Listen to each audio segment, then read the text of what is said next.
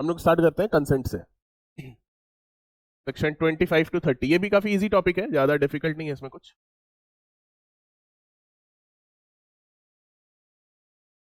सबसे पहले हम लोग देखेंगे सेक्शन 28, उसके बाद बाकी के सेक्शंस देखेंगे। पहले तो ये समझ लो, कंसेंट कंसेंट भी एक तरीके का जनरल एक्सेप्शन, जैसे वॉलेंटी नॉन फिट जो हम लोग पढ़ते हैं, है ना, लॉ ऑफ टॉर्ट्स में पढ़ते हैं ना हम लोग, वॉलेंटी नॉन फिट इंजूरिया, कि अगर if a person has given a consent to suffer any harm, if a person has given a consent to take the risk of any harm, then any harm whichever is caused for the same, the defendant will not be made liable। यही है tort law में volenti non fit injuria concept. तो यही criminal law में भी इसको include किया गया है, ठीक है। तो थोड़ा वॉलेंटी नॉन फिट इंजूरिया जितना सिविल लॉ में जितना मतलब ब्रॉड लेवल, मतलब इसका स्पेक्ट्रम थोड़ा ब्रॉड है, क्रिमिनल लॉ में लिमिटेड रोल है, बट ये 25 से 30 में इसी को इंक्लूड किया हुआ है ना, कि अगर किसी पर्टिकुलर पर्सन ने, if a person has given a consent, then that particular, then the other person, then if that person suffers harm, तो दूसरे वाले पार्टी को जनरल एक्सेप्शन वो मिल जाएगा, है ना, he will not be made liable for it, ठीक है। तो वॉलेंटी नॉन फिट इंजूरिया पे बेस्ड ये एक्सेप्शन है। अब इसके लिए सबसे इंपॉर्टेंट सेक्शन जो है वो है सेक्शन 28, जो बताता है यहां पे किस तरीके की कंसेंट की बात हो रही है। अ consent is not such a consent as is intended by any section of this sanhita if given under fear of injury, misconception of fact, and if person doing the act knows or has reason to believe that consent was given in consequence of such fear or misconception। यानी short में ये ध्यान में रखना है, consent obtained from fear या misconception is not a valid consent, है ना। fear में consent किसी का लिए है, वहां जनरल एक्सेप्शंस नहीं मिलेगा, है ना। मिसकंसेप्शन में अगर आप कंसेंट लिए हैं, आपने बोल दिया किसी पर्टिकुलर पर्सन को कि उसको उसका पेट जो है मैनेज करना है, अब आप अपना जो पेट लाए हैं, पेट डॉग जो लाए हैं, ठीक है, वो एक ऐसा ब्रीड है जो कि बहुत ही मतलब वायलेंट नेचर का है। अब तो पर्सन को पता नहीं है ना, वो तो नॉर्मल जो पेट्स होते हैं उसको उसका केयर वेयर करने के लिए वो पर्टिकुलर पर्सन ने कंसेंट दिया था, बट आपने उसको धोखे में फैक्ट मिसरिप्रेजेंट करके एक बहुत ही वायलेंट नेचर का कोई ब्रीड आप विदेश से लेकर आए हैं और उसको मैनेज करने को दे दिया और उसने उसको इंजर्ड कर दिया, तो वो कंसेप्शन एक मिसकंसेप्शन ऑफ फैक्ट में दिया गया। अगर आप कोई काम किसी से करवाना चाह रहे हैं, आपको नेचर ऑफ फैक्ट बताना है उसको, है ना। घर की बिजली आपकी खराब हो गई है ना, पोल पे चढ़ा दिए नौकर को, नौकर बोला नहीं चढ़ेंगे, आप बोले सैलरी नहीं देंगे, अब वो चढ़ गया, तो वो क्या है, फियर में है ना। तो वैसे और उसको करंट लग गया, आप जिम्मेदार हैं, आप ये नहीं बोल सकते कि उसने तो कंसेंट दिया था, है ना।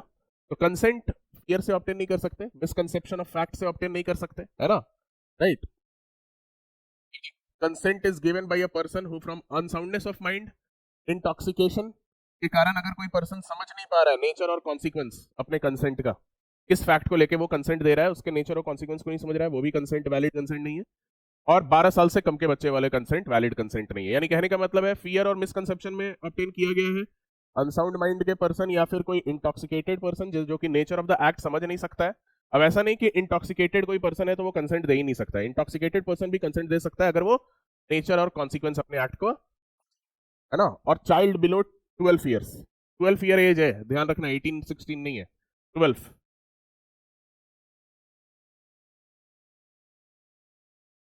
चाइल्ड बिलो 12 ईयर्स, ठीक है। ये तीन सिचुएशन में जो कंसेंट ऑब्टेन किया गया है वो कंसेंट एक वैलिड कंसेंट नहीं माना जाएगा, ठीक है। मतलब फ्री होने के लिए ये तीन चीजें नहीं होनी चाहिए। तो उसके अलावा अगर आपने कोई भी हार्म सफर करने के लिए कंसेंट दिया है तो फिर वो सामने वाले के लिए एक जनरल एक्सेप्शन बन जाता है, जिसके एक्ट से आपको हार्म हो रहा है। स्पेसिफिकली देखते हैं 28 समझ लिए हम लोग, 25 से स्टार्ट है, 6 से 5 से सेक्शन 25। अब देखो सेक्शन 25 क्या है, सेक्शन 25 वही बताता है, कंसेंट पे ही बेस्ड है। बता रहा है अगर किसी पर्टिकुलर पर्सन ने कंसेंट दिया है किसी भी हार्म का रिस्क उठाने के लिए, और अगर उसको कोई हार्म पहुंच जाता है उस एक्टिविटी के दौरान, तो फिर सामने वाला उसके लिए लायबल नहीं होगा, मतलब सामने वाले को एक्सेप्शन मिल जाएगा। लेकिन दो चीजों का तो आप कंसेंट भी नहीं दे सकते, है ना। सेक्शन 25 बोलता है आप कंसेंट, कोई भी हार्म का रिस्क उठाने के लिए आप कंसेंट दे सकते हैं, इन दो चीजों का आप कंसेंट नहीं दे सकते, एक कि सामने वाला आपका डेथ कॉज कर दे, या दूसरा ग्रीवियस हर्ट, इसका तो आप कंसेंट भी नहीं दे सकते। राइट। रिस्क ऑफ डेथ या रिस्क ऑफ ग्रीवियस हर्ट उठाने का आप कंसेंट नहीं दे सकते। दो लोग बोल रहे हैं कि हम लोग शूटिंग खेलेंगे अपने अपने छत पे, है ना, मतलब बंदूक है, नकली वाली नहीं है, असली वाली है, बोल रहे हैं हम लोग छत से हम लोग बंदूक बंदूक खेलेंगे, है ना। तो यहाँ पे कंसेंट दोनों दे रहे हैं, but there is risk of death ना,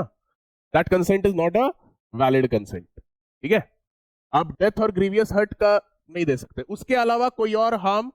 सफर होने का आप कंसेंट दे सकते हैं। ठीक है, अपार्ट फ्रॉम इट, आप रेसलिंग कर रहे हैं, रेसलिंग मैच में क्या है, ठीक है, कंसेंट दिए हैं, थोड़ा बहुत हो सकता है हर्ट कॉज हो सकता है ना, तो थोड़ी इंजरी कॉज हो सकती है ना, अगर फेयर प्ले हो रहा है तो भी हो सकता है ना, बॉडीली पेन हो सकता है आपको किसी कारण से, तो वहां पे आपने किसी और को आपको टच करने का आपने कंसेंट दिया है रेसलिंग में, है ना, उठा के पटकने का कंसेंट दिया है, लेकिन क्या ग्रीवियस हर्ट का आप कंसेंट नहीं दे सकते, है ना, डेथ या ग्रीवियस हर्ट, राइट। तो nothing which is not intended to cause death और grievous hurt and which is not known, knowledge में भी नहीं है कि इस एक्ट से डेथ या ग्रीवियस हर्ट हो जाता है, तो it will not be an offence by reason कि any harm is cause to such person, अगर 18 साल के ऊपर के पर्सन ने, above 18 years, has given consent. अब यहां पे समझना है कि सेक्शन 25 में जनरल एक्सेप्शन कब मिल रहा है, पहला कंडीशन है कि डेथ और ग्रीवियस हर्ट का कंसेंट नहीं होना चाहिए, उसके अलावा बाकी चीजों का कंसेंट होना चाहिए, और कंसेंट देने वाला person above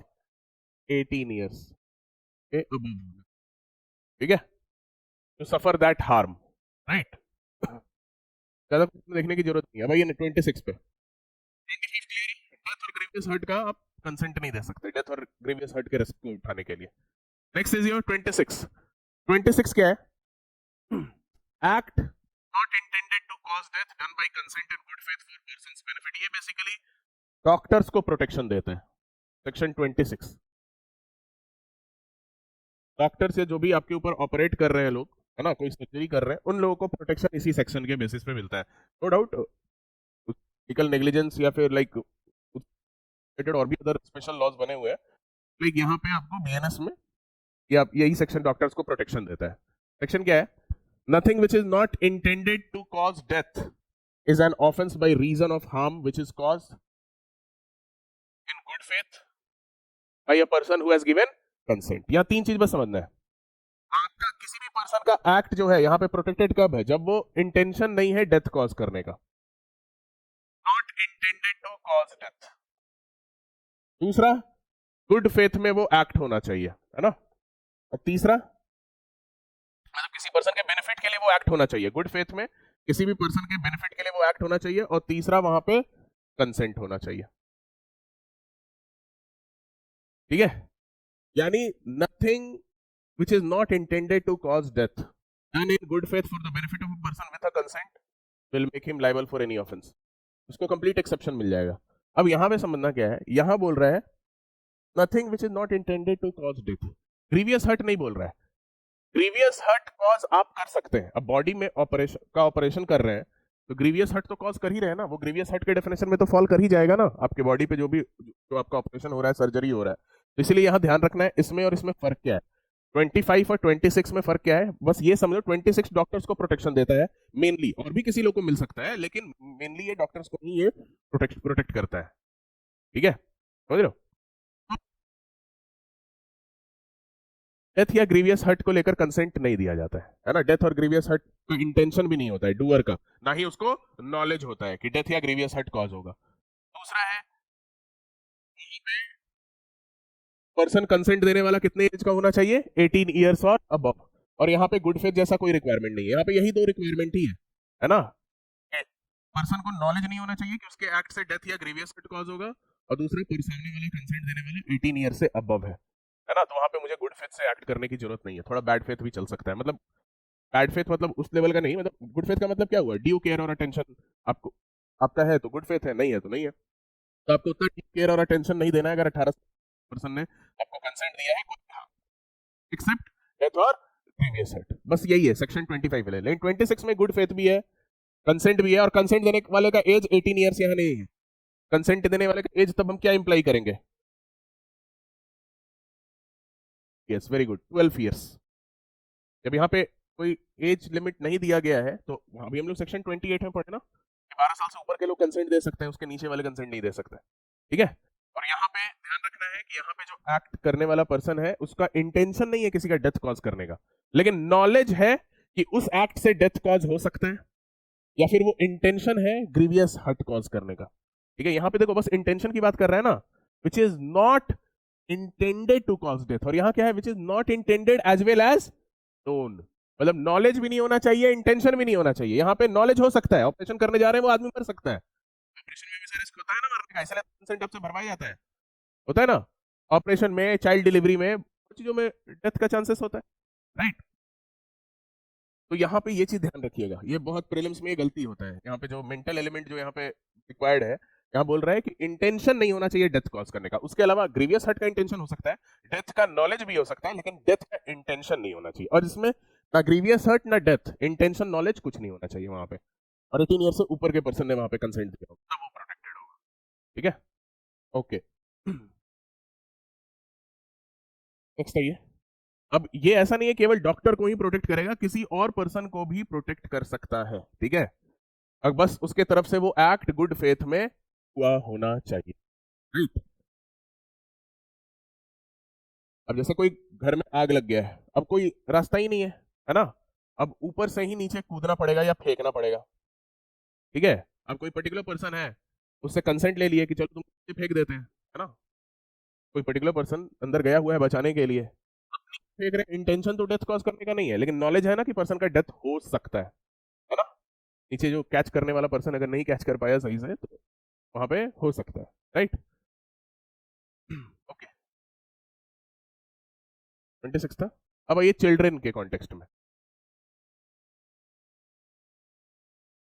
act done in good faith for the benefit of child और अनसाउंड माइंड और by consent of guardian. Nothing which is done in good faith, यहां पे भी गुड फेथ जरूरी है। For benefit of a person under 12 years of age, 12 साल से कम वाले तो कंसेंट दे ही नहीं सकते, और बाय कंसेंट ऑफ गार्जियन और other person having lawful charge of that person. ठीक है, तीन लोगों पे ये अप्लाई करता है। ठीक है, गुड फेथ में एक्ट किया गया है किसके लिए, 12 साल से कम के बच्चे के लिए। गुड फेथ में एक्ट किया गया है कोई अनसाउंड माइंड के पर्सन के लिए, या फिर गुड फेथ में एक्ट किया गया है किसी गार्जियन के कंसेंट से। ठीक है, तो अगर गुड फेथ में एक्ट किया गया है तो आपका एक्ट ऑफेंस नहीं होगा। ठीक है, is an offense by reason of any harm which it may cause or be intended by the doer to cause or be known by the doer to be likely to cause to that person। यानी ये basically protect करता है, एक तरीके से कह सकते हो टीचर्स को भी स्कूल में, है ना। स्कूल में टीचर्स जो थोड़े मतलब लाइट नेचर के पनिशमेंट्स चिल्ड्रन को देते हैं, है ना, लाइट नेचर का मतलब वैसे नहीं, मतलब पहले के टाइम में होता था कि मार के एकदम, कहानी सुना ही होगा पेरेंट्स वगैरह से, है ना, तो वैसा पनिशमेंट नहीं मिलता, लेकिन पहले तो बहुत मिलता था। अभी भी मतलब जैसे नॉर्मल पनिशमेंट, बेंच पे खड़ा कर दिए, है ना, क्लास के बाहर खड़ा कर दिया, खड़ा खड़ा लड़का बेहोश हो गया, गिर गया, है ना, कुछ हार्म हो गया उसको, एनी सॉर्ट ऑफ, तो वो सब प्रोटेक्शन इसी सेक्शन में मिलता है। अगर गुड फेथ में एक्ट किया गया है कि अगर चाइल्ड को कॉलेज स्कूल में उसको पनिशमेंट दिया भी जा रहा है थोड़ी देर स्टैंड होने के लिए, खड़ा होने के लिए, उसके बेनिफिट के लिए दिया जा रहा है ना, उसके बिहेवियर को इंप्रूव करने के लिए दिया जा रहा है, जो रॉन्ग वो कमिट किया है वो रिपीट ना करे इसलिए दिया जा रहा है। तो गुड फेथ में अगर कोई भी चाइल्ड को कोई हार्म कॉज किया गया है, कैसे, गुड फेथ में, ठीक है, तो उसके लिए प्रोटेक्शन आपको यहां मिला हुआ है। अब वो 12 साल से कम का बच्चा है, या फिर अनसाउंड माइंड का है, या फिर उसके गार्जियन के कंसेंट से, चिल्ड्रंस में ही ये बेसिकली आपको अप्लाई करता है। ठीक है, this section applies to childrens only. लेकिन यहाँ पे ये भी है कि इंटेंशन डेथ कॉज करने का या अटेम्प्ट डेथ कॉज करने का नहीं होना चाहिए, कि बच्चे का अब डेथ कॉज करने का इंटेंशन कर रहे हैं। ठीक है, या फिर आपको नॉलेज नहीं होना चाहिए कि आपके एक्ट से डेथ या ग्रीवियस हर्ट हो सकता है या कोई डिजीज हो सकता है। ठीक है, वॉलंटरली आप ग्रीवियस हर्ट वगैरह नहीं कॉज कर सकते। ठीक है, उतना इंपॉर्टेंट इधर नहीं है। 28 देख ही लिए। अब आइए सेक्शन 29, वेरी इंपॉर्टेंट। सेक्शन 29 बोलता है 25, 26 और 27 में जो एक्सेप्शन मिल रहा है वो एक्सटेंड नहीं करेगा वैसे ऑफेंसेस में जो कि इंडिपेंडेंटली ही अपने आप में एक ऑफेंस है। कोई ऐसा एक्ट जो कि इंडिपेंडेंटली ही ऑफेंस है, irrespective of the consent, irrespective of consent, if a particular act,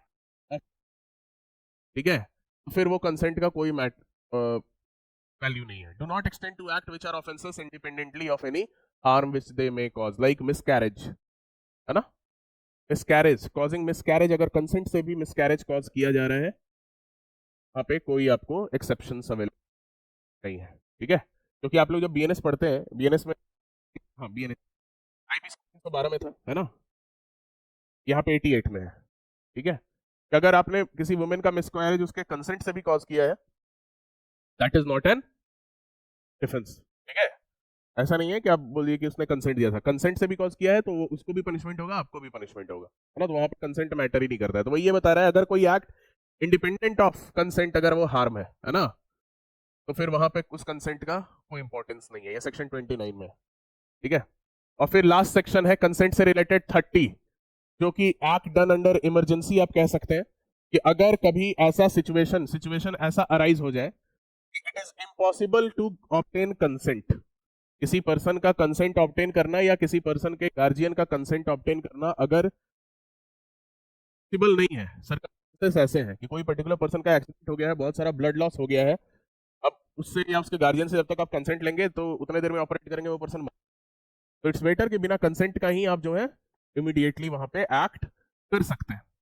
ठीक है। तो यहाँ पे क्या है कि आपका सरकमस्टांस कैसा होना चाहिए कि इम्पॉसिबल है कंसेंट ऑब्टेन करना, तो वहां पे अगर आपने गुड फेथ में कोई भी एक्ट कमिट किया है, चाहे उसमें डेथ या ग्रीवियस हर्ट का खतरा ही क्यों ना हो, है ना, आपने कोई भी एक्ट अगर कमिट किया है, ठीक है, even after taking the risk of death और grievous hurt of any person, ठीक है। जैसे आप लोगों को एक एग्जांपल भी दिए थे कि अगर मान के चलिए कोई पर्टिकुलर पर्सन आपके किसी रिलेटिव या फ्रेंड को मारने वाला है, कोई डेडली वेपन उसके पास है, आप काफी दूर हैं और शूटिंग प्रैक्टिस कर रहे हैं, और आप अभी आज ही से शूटिंग ही प्रैक्टिस, आपका शूटिंग उतना अच्छा है नहीं, लेकिन आपका जो फ्रेंड या रिलेटिव है उसको वो पर्सन मार देगा, है ना, उसके पास डेडली वेपन है, दूर है, अब आप वहां पे रिस्क उठा लिए, है ना, उसको बचाने के लिए आपने शूट कर दिया, गुड फेथ में ही आपने एक्ट किया है, और इतना और सर्कमस्टेंस ऐसा है कि आप वहां पे परमिशन थोड़ी ले सकते हैं, चिल्ला के परमिशन थोड़ी उससे लोगे कि बचाए तुमको कि नहीं बचाए, राइट, आपको डायरेक्टली वहां पे एक्ट करना है। तो ऐसा भी सिचुएशन होता है, तो वहां पे मेनली देखना है कि आप वहां पे गुड फेथ में एक्ट कर रहे हैं कि नहीं दूसरे के बेनिफिट के लिए। तो वहां पे अगर गुड फेथ में एक्ट कर रहे हैं तो आप बिना कंसेंट का भी एक्ट कर सकते हैं। तो इस सेक्शन में बिना कंसेंट का भी एक्ट हो सकता है। तो मेनली देखो 25, 26, 27 और 30 यही 4 सेक्शन है। 28 तो कंसेंट के बारे में बताता है और 29 बताता है कंसेंट वहां मैटर ही नहीं करेगा, जहां पे वो एक्ट इंडिपेंडेंटली ही एक अपने आप में ऑफेंस है। 25 क्या करता है, डेथ ग्रीवियस हर्ट के अलावा बाकी चीजों का कंसेंट हार्म का रिस्क उठा सकता है लोग, और वहां पे सामने वाला कोई भी हार्म कॉज कर रहा है उसके ऊपर कोई लाइबिलिटी नहीं है। 26 में क्या है, हाँ ठीक है, उसमें है क्या वहां पे, हाँ हाँ हाँ, डेथ कॉज करने का इंटेंशन नहीं होना चाहिए गुड फेथ में, और कंसेंट दे सकते हैं, और कंसेंट ऑप्टेन यहाँ पे भी करना है, 26 में भी कंसेंट ऑप्टेन करना है, 25 में भी कंसेंट ऑप्टेन करना है, लेकिन दोनों के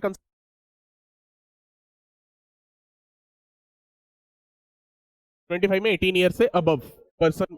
person must be above 18 years, और यहाँ पे कोई आपको लिमिट दिया नहीं है, तो लिमिट नहीं दिया है तो कंसेंट कौन दे सकता है, पर्सन अबव 12 ईयर्स। ये किस सेक्शन से हमें पता चलता है, सेक्शन 28 से, ठीक है, इज दिस क्लियर। 27 जो है चिल्ड्रंस के लिए है ना, चिल्ड्रन के लिए है, अनसप्लाइड पर्सन के लिए है, या फिर किसी और चाइल्ड जिसके गार्जियन से आपने कंसेंट ले लिया, है ना। 30 जो है आप कोई वैसे सीरियस सिचुएशन में अगर फंस गए उसके लिए, चलिए ठीक है, कंसेंट हो गया हम लोग का, जितना भी इलस्ट्रेशन होगा देख लेना। अब आइए 31, 32, 33 फटाफट देखते हैं, फिर उसके बाद हम लोग नेक्स्ट बड़ा टॉपिक जो है वो प्राइवेट डिफेंस का है, उस पर चलेंगे। 31 communication made in good faith, है ना, राइट। अगर कोई भी कम्युनिकेशन किया गया है गुड फेथ में, किसी पर्सन का एक्सीडेंट हो गया, किसी बच्चे का रोड पे एक्सीडेंट हो गया है, उसके फादर या मदर को जाके कोई पर्टिकुलर पर्सन बताता है कि आपके बच्चे का एक्सीडेंट हो गया है ना, बस से ट्रक से कार से एक्सीडेंट हो गया है रोड पे, अब ये सुन के ही उसके गार्जियन को हार्ट अटैक मान लिया गया, है ना, या किसी पर्टिकुलर, ये तो गुड फेथ में आप बता रहे हैं ना कि गार्जियन को पता चलना चाहिए इमीडिएटली कुछ मतलब मेजर ही मे टेक, आप तो गुड फेथ में कम्युनिकेट कर रहे हैं, लेकिन उल्टा वो पर्टिकुलर पर्सन को हार्ट अटैक आ गया, अब आपको उसके लिए ब्लेम नहीं किया जा सकता ना, उसके लिए आपको प्रोटेक्शन मिला हुआ है कि कोई भी कम्युनिकेशन अगर आपने गुड फेथ में किया है, ठीक है, कोई पर्टिकुलर पर्सन जो है ब्लड टेस्ट के लिए गया या ब्लड डोनेट करने के लिए गया, है ना, और उसको कोई सीरियस डिजीज बता दिया डॉक्टर्स ने, ठीक है, या फिर डॉक्टर के पास आप कोई टेस्ट के लिए तो आपको बता दिया आपको कैंसर है, आप ही को बता दिया आपको कैंसर है ना, 1 महीना है आपके पास, 1 महीना क्या आप उसी वक्त चल दिए, है ना। That communication was made in good faith ना, ताकि तेरी मेजर लेना हो, है ना, आप ले सके, राइट। तो वैसे प्रोटेक्शन 31 में है, तो आई डोंट थिंक इसको रीड करने का उतना जरूरत है, बस शॉर्ट में एक बार ये सब सेक्शन में टाइम वेस्ट करने की जरूरत नहीं है, ये सब एक बार मार्जिनल हेडिंग से भी ये सब सेक्शन आप समझ सकते हैं। No communication made in good faith, यहाँ पे बस गुड फेथ का रिक्वायरमेंट है ना। गुड फेथ कौन से सेक्शन में डिफाइंड है? 211, सेक्शन 211। 32 देखिए, 32 भी काफी इंटरेस्टिंग आपको एक्सेप्शन है। ये बताता है दो ऑफेंसेस को छोड़ के, murder and offence against state punishable with death, दो तरीके के ऑफेंस। एक तो है offence of murder, murder culpable homicide amounting to murder, not amounting to murder नहीं है। अभी बता रहे हैं इसमें है क्या, इसमें बताया गया है दो तरीके का, अगर कोई पर्टिकुलर पर्सन किसी और पर्सन को धमका के, थ्रेट देकर, है ना, फियर कॉज करके उसके माइंड में कि तुमने अगर ये ऑफेंस नहीं कमिट किया तो इसी वक्त मैं तुम्हें मार दूंगा, कोई हो सकता है ना, कोई और पर्सन किसी और पर्सन से ऑफेंस करवा दे, उसको डरा के धमका के, तो अगर वहां पे फियर कॉज किया है किसी ने, वो फियर इंस्टेंट होना चाहिए, मतलब उसी वक्त, ऐसा नहीं कि कोई बोला है कि तुम अगर बी को नहीं मारे तो सैटरडे को तुमको मार देंगे, तो इतना देर देर तक पुलिस को बताओ, है ना। वहां पे ये नहीं है कि तुम उसको मार दिए और बोलोगे कि नहीं उसने मुझे धमकी दिया था कि वो मुझे या मेरे परिवार के मेंबर के साथ ऐसा करेगा। अगर वहां पे फियर आपको इंस्टेंट दिया गया है, इंस्टेंट फियर कि आपका डेथ कॉज हो जाएगा या आपको ग्रीवियस हर्ट कॉज हो जाएगा, कोई आपका आंख निकाल लेगा, है ना, या कोई आपका आपको किल कर देगा, अगर ऐसा कोई फियर किसी ने दिया है और आपसे कोई ऑफेंस वो करा दिया है, तो आप उसके लिए पनिशेबल नहीं होंगे। लेकिन दो तरीके के ऑफेंसेस पे ये एक्सेप्शन अप्लाई नहीं करता है। अगर आपको किसी ने कितना भी इंस्टेंट फियर दिया हो और बोले कि जाके उसका मर्डर करो, आप मर्डर नहीं कर सकते, है ना, क्योंकि the best sacrifice a person could make is his own, है ना। एक केस भी उन्होंने देखे थे ना, लॉर्ड कॉलरिज का, नेसेसिटी से रिलेटेड, है ना, self preservation is not an absolute necessity, है ना, नॉट एन एब्सोल्यूट नेसेसिटी। अपने आप को बचा के क्या ही करोगे, 10 दिन खुश रह लोगे, है ना, 10 साल, 15 साल, 20 साल, फिर तो जाना ही है। इतना इंपॉर्टेंस क्यों ही देना है, इतना मिलियन ईयर से ये दुनिया है, डायनासोरस कितना साल तक रहा, है ना, तुम कितने टाइम के लिए यहाँ पे हो, राइट। तो it's better you sacrifice your own life, है ना, जब आपको खुद का लाइफ और किसी और के लाइफ के बीच चॉइस करना है, लॉ बोलता है कि आपको अपने लाइफ सैक्रिफाइस कर देना चाहिए, है ना, ठीक है, तब आप डिप्रेशन वगैरह से बच सकते हैं, है ना, राइट, एंग्जाइटी ये सब नहीं होगा, राइट, ये सब से भी बचा जा सकता है। बट एनीवे, ऐसे सिचुएशन में पड़े तब, ये नहीं कि डिप्रेशन एंग्जाइटी में चल गए तो सुसाइड कर लिए, right,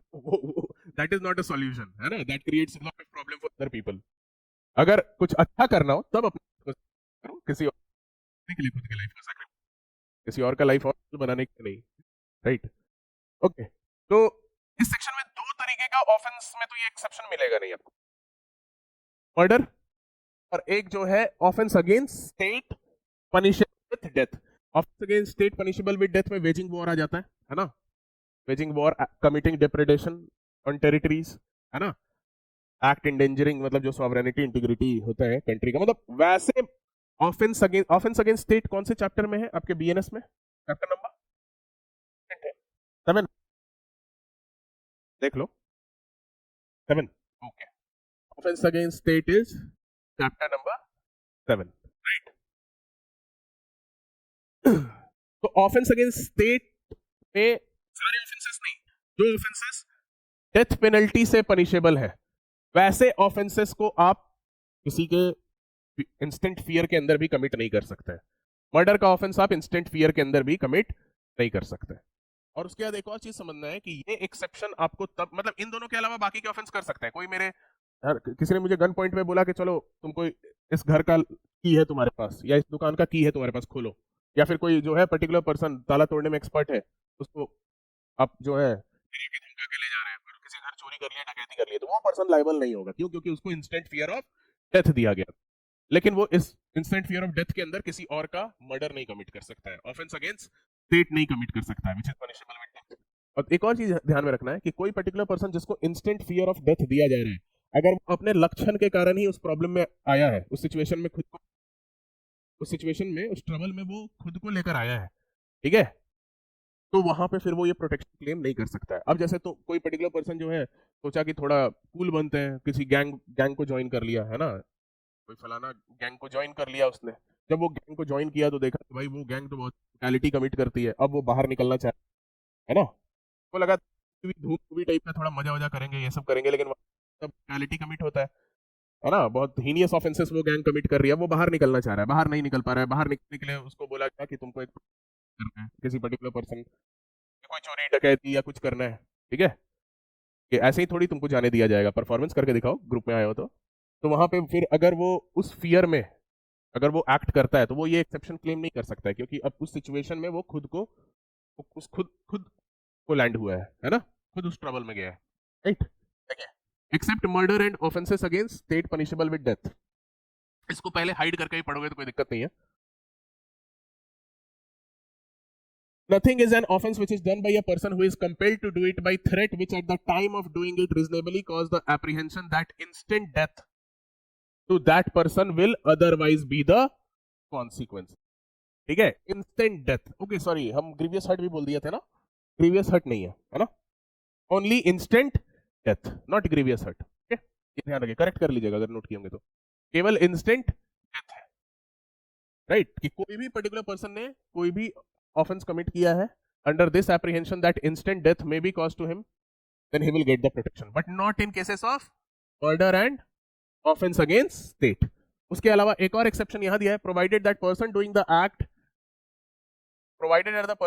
act did not of his own accord, खुद के एक्ट से, or from a reasonable apprehension of harm to himself sort of instant death, place himself in the situation by which he became subject to such constraint, वो खुद ही उस situation में खुद को नहीं लैंड कर को लेकर ये एक्सेप्शन क्लेम वो नहीं कर सकता है, ठीक है, राइट। आई थिंक ये दोनों एक्सप्लेनेशन नहीं है, ये दोनों एक तरीके से इलस्ट्रेशन है, ठीक है, पढ़ लीजिएगा, इजी इलस्ट्रेशन है। एक वही है कि एक में जो है डरा के धमका के ऑफेंस डकैत के गैंग को ज्वाइन किया था और तब उस वो एक्ट कराया गया, दूसरे वाले सिचुएशन में वो ये एक्सेप्शन क्लेम नहीं कर सकता, ठीक है। फिर सेक्शन 33 में बस एक मैक्सिम याद रखना, प्रीलिम्स में इससे ज्यादा पूछता भी नहीं है, आपको पता भी होगा अगर एमसीक्यू सॉल्व करते होंगे तो, है ना, एक्ट कॉजिंग स्लाइट हार्म, अगर कोई एक्ट से बहुत ही स्लाइट हार्म हो रहा है, लॉ उसको इग्नोर कर देता है ना, de minimis non curate lex, law does not take accounts of trifles, है ना, जो भी ट्रिवियल मैटर्स हैं, छोटे मोटे मैटर्स हैं, उससे किसी को कोई परेशानी नहीं होनी चाहिए, लॉ को भी नहीं होता है, ठीक है। Nothing is an offense by reason that it causes or that it is intended to cause or known to likely to cause if the harm is so slight, बहुत ही slight harm है,